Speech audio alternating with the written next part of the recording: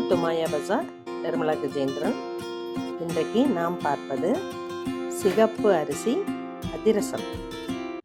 சிகப்பு அரிசி இதில் அதிரசம் செஞ்சால் நல்லாயிருக்குன்னு சொல்கிறாங்க. நானும் இதுதான் முதல் தடவை. பச்சரிசியே சிகப்பரிசி இருக்குது, நல்லா பெரிய அரிசியாக இருக்குது. 2 கப் எடுத்து 2 மணி நேரம் ஊற வைக்கலாம். ஊறின அரிசியை இது போல் வடித்து ஒரு ட்ரை கிளாத்தில் போட்டு வைப்போம். துணியிலேயே ஓரளவு ஈரம் போயிடும். அப்புறம் நம்ம மிக்சியில் பவுடரை அரைச்சிக்குவோம். மிக்சியில் அரைச்சிட்டேன். ரொம்ப ஃபைன் பவுடராக ஆகாது. அதே சமயம் நமக்கு அதிரசத்துக்கும் கொஞ்சம் பரபரன்னு இருக்கணும். ஓரளவு ஃபைனாக இருக்குது, கரகரப்பாகவும் இருக்குது. நம்ம சலிச்சிட்டு மறுபடியும் குரணை ஆட் பண்ணணுங்கிற அவசியம் இல்லை. இப்படியே போடுறேன். கரெக்டான பதத்தில் இருக்குது. உருண்டை வெல்லம். அரிசி எடுத்த கப்புலேயே 2 கப் அரிசிக்கு 2.25 கப் போடுறேன். அரை கப்பு தண்ணி ஊற்றுறேன்.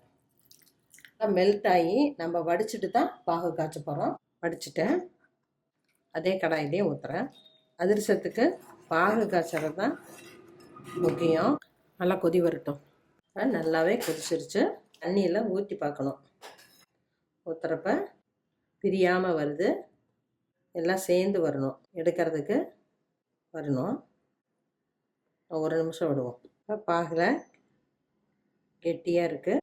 பால் ஷேப்பில் வந்துருச்சு. ஆஃப் பண்ணிடலாம்.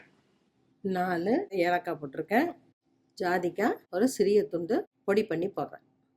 ஏலக்காயை பொடி பண்ணதை போட்டுடலாம். ஜாதிக்காய் இதை நல்லா கலக்கி விட்டுட்டு வெள்ளைப்பாக ஊற்றிடலாம். பெரிய பறவங்க சுக்கு பவுடரும் போட்டுக்கலாம்.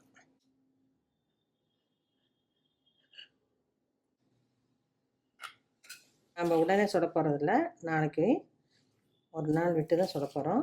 அது ஊறுறப்ப நமக்கு கெட்டியாயிடும். நல்லா ஆறின விட்டி லேசான துணியை போட்டு நம்ம கட்டி வச்சுருவோம். அப்போ தான் ஏரேஷனும் இருக்கும். நல்லா கலந்து விட்டாச்சு. துணியை போட்டு கட்டி வச்சிடுவோம். ஒரு நாள் தள்ளி எடுத்து பார்க்குறேன். சிகப்பரிசிங்க சாக்லேட் கலரில் வந்திருக்கு. நல்லா கெட்டியாக உருண்டை பிடிக்கிற அளவு கரெக்டாக இருக்குது.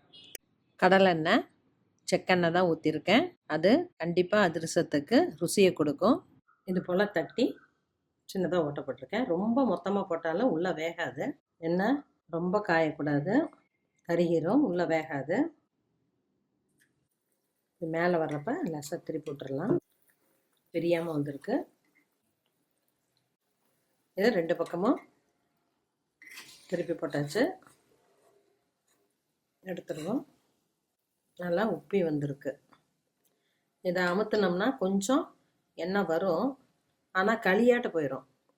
இது இப்படியே விட்டால் தான் நம்ம எடுக்கிறப்ப உதிரி உதிரியாக வரும். அதனால் நான் இப்படி தான் எடுப்பேன். வேணால் வடித்தட்டத்தில் போட்டு வச்சா எக்ஸ்ட்ரா எண்ணெய் இருந்தால் வந்துடும். இதே போல் எல்லாத்தையும் போட்டு எடுப்போம். நல்லா மேலே கிறிஸ்பாக இருக்குது, உள்ளே நல்லா வெந்திருக்கு. சாப்பிட்டு பார்ப்போம். இது கண்டிப்பாக டேஸ்ட் ரொம்ப அதிகமாக இருக்குது. சிகப்பரிசியில் புட்டு செஞ்சாலும் அதுபோல் நல்லா ரிச்சாக வரும். அதே போல் இதுலேயும் ரொம்ப நல்லா டேஸ்ட்டாக இருக்குது. உள்ள களியாட்டெல்லாம் இல்லை, கரெக்டாக இருக்குது. சிகப்பு அரிசி அதிரசம் நல்லா வந்திருக்கு. பச்சரிசியில் செய்கிறத விட கண்டிப்பாக இது டேஸ்ட்டு அதிகமாக இருக்குது. குழந்தைகளுக்கு கடையில் வாங்கி கொடுக்கறத விட இது போல் நம்ம வெல்லம் கருப்பட்டி மிக்ஸ் பண்ணி ஸ்நாக்ஸ் செஞ்சு கொடுக்கலாம். செஞ்சு பாருங்கள், சாப்பிட்டு பாருங்கள். பிடிச்சிருந்தா சப்ஸ்கிரைப் பண்ணுங்கள், ஷேர் பண்ணுங்கள். தேங்க்யூ.